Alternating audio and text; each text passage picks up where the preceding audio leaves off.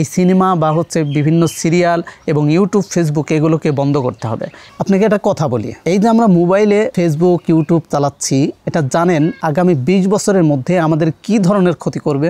আমাদের যে সংস্কৃতি আছে সেই সংস্কৃতিকে একেবারেই নষ্ট করে দিবে। আমাদের দেশের মানুষ কি করতেছে, এই মোবাইল দেখে দেখে বা টিভি সিনেমায় দেখে দেখে বহির্বিশ্বের যে সংস্কৃতি আছে সেই সংস্কৃতিকে বাংলাদেশে বাস্তবায়ন করার চেষ্টা করতেছে। এক্ষেত্রে উদাহরণস্বরূপ চীন খুব ভালো একটা কাজ করছে। তাদের ওখানে ফেসবুক ইউটিউব সহ গুগল বা অন্যান্য প্রতিষ্ঠানের সকল কার্যক্রম কিন্তু বন্ধ, কারণ তারা চায় তাদের সংস্কৃতি নিয়ে তাদের দেশে বসবাস করতে। এমনকি তারা ল্যাঙ্গুয়েজ পর্যন্ত, অন্যান্য ভাষা পর্যন্ত অ্যাভয়েড করে চলে। তো বাংলাদেশের সংস্কৃতি বাংলাদেশে রাখতে হলে অবশ্যই বিদেশি সংস্কৃতিকে দূর করতে হবে। এই জন্য এই সিনেমা বা বিভিন্ন সিরিয়াল এবং ইউটিউব ফেসবুক এগুলোকে বন্ধ করতে হবে।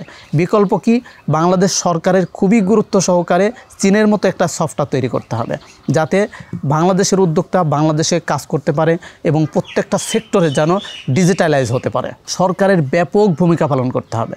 অন্যথায় আগামী 20 বছর পরে আমার বিশ্বাস, একেবারে আমার পার্সোনাল ধারণা, যে আমাদের সংস্কৃতি একটা হুমকির মধ্যে পড়ে যাবে। তাই সংস্কৃতি বাঁচাতে হলে বাইরের বিশ্বের সকল সোশ্যাল মিডিয়া বন্ধ করতে হবে, নিজস্ব সোশ্যাল মিডিয়া তৈরি করতে হবে।